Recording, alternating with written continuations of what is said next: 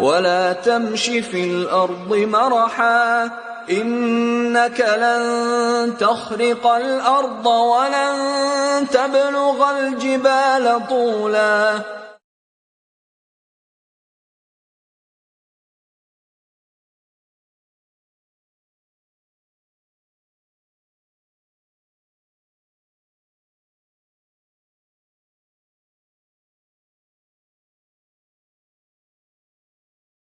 பிஸ்மில்லாஹிர்ரஹ்மானிர்ரஹீம். அஸ்ஸலாமு அலைக்கும் வரஹ்மத்துல்லாஹி வபரகாத்துஹு.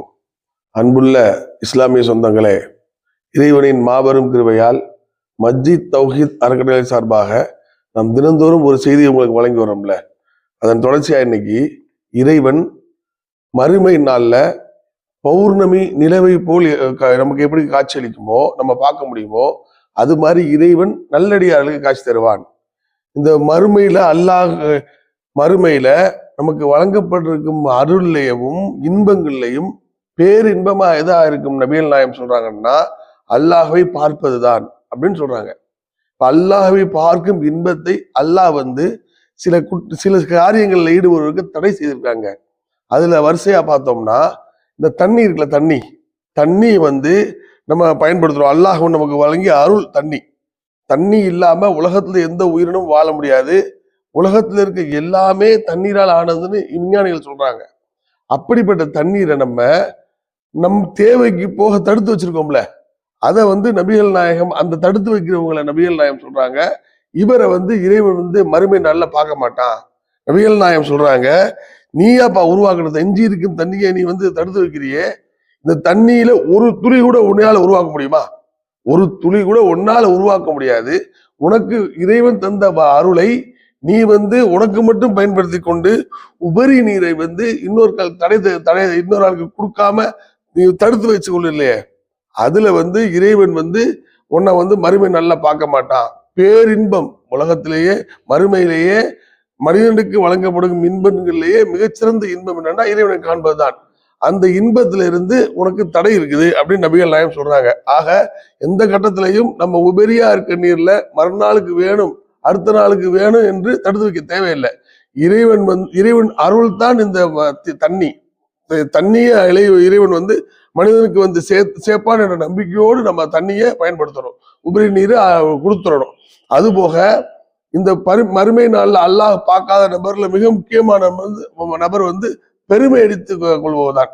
ஒரு மனிதன் இந்த உலகத்துல தனக்கு கிடைக்கும் அருள் அவனா உருவாக்கி கொண்டு திறமையில் உருவாக்கி கொண்டதா? அறிவா இருக்கட்டும், செல்வமா இருக்கட்டும், எந்த ஒரு பொருளா இருக்கட்டும், மனிதன் அவனா உருவாக்கி கொண்டதா இருக்காது. இறைவன் அருள் கொண்டுதான் அவனுக்கு சேருது. மனிதன் இப்ப மாடு மாளிகைக்கு சொந்தக்காரனா இருக்கிறான், சொத்து பத்துக்கு சொந்தக்காரனா இருக்கிறான். அவனை நீங்க போய் பாருங்களேன், அவன் இந்த சொத்தை அடைவதற்கு தகுதி உடையவனா இருப்பானா? நம்ம ஆயுசு பார்த்தோம்னா இருக்க மாட்டான். ஏன்னா அவனுக்கு பெரிய அறிவு இருக்காது, அவனுக்கு பெரிய ஆற்றல் இருக்காது. ஆனாலும் அல்லாஹ் சொத்தையும் பெரும் இன்பங்களையும் அவனுக்கு வழங்குவான். அது மாதிரி பெரும் ஆற்றல் உடையவனா இருப்பான், அறிவாளியா இருப்பான். அவன் நன்றாட தேவைக்கு கஷ்டப்படவனா இருக்கிறான். இதுல இருந்து நமக்கு என்ன விளங்குதுன்னா, அருள் மனிதன் கிடைக்கும் எல்லாமே அவனால் கிடைக்கிறது இல்ல, இறைவன் அருள் கொண்டுதான் கிடைக்குதுன்னு நமக்கு வழங்க முடியுங்க. அப்படிப்பட்ட அருள் செய்யப்பட்ட மனிதன் பெருமை அடிக்கிறான்ல, என்னால்தான் வந்துச்சு, இந்த எல்லாமே என்னால்தான் வந்துச்சு பெருமை அடிக்கிறான்ல, அதுல அப்படிப்பட்டவர்களை அல்லாஹ் மறுமை நல்லா பார்க்க மாட்டான். யாருடைய உள்ளத்தில் அணுவு தர்ப்பம் இருக்கிறதோ அவர் சூழலுக்கும் நுழைய முடியாது என்று நபிகள் நாயகம் சொல்றாங்க. மேலும் அல்லாஹ் சொல்றான், இந்த பூமியில கர்வமா நடக்கானப்பா, நீ பூமியை பிளந்து இந்த மலையின் உயரத்துக்கு அளவு அடைய முடியுமா? அவ்வளவு ஆற்றல் உனக்கு இருக்குதா? இவ்வளவு ஆற்றல் இருக்குன்னு சொல்றியே, நீ முடிஞ்ச அந்த பூமியை பொழந்து இந்த மலை இருக்குல்ல, இந்த மலையின் அளவு உள்ள போப்பா அப்படின்னு சொல்றான். முடியாது.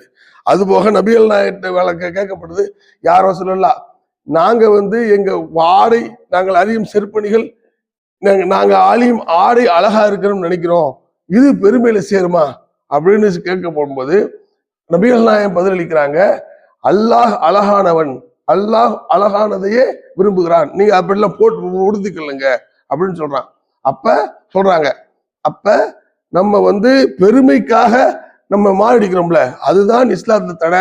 இறைவன் நமக்கு கொடுத்த அருளை நம்ம வெளிப்படுத்துவது தவறு இல்லை. நம்ம நல்ல மாளிகை கட்டி வாழலாம், அல்லாஹ் அருள் செய்தார்னா நம்ம நல்ல வீடை கட்டிக்கிறலாம், நம்ம நல்ல ஆடைகளை உடுத்தி கொண்டு நம்ம அல்லாஹ்வின் அருளை வெளிப்படுத்தலாம். ஆனா அதுல பெருமை இருக்கக்கூடாது. இந்த பெருமைகளை அல்லாஹ் மறுமை நாள்ல பார்க்க மாட்டான்.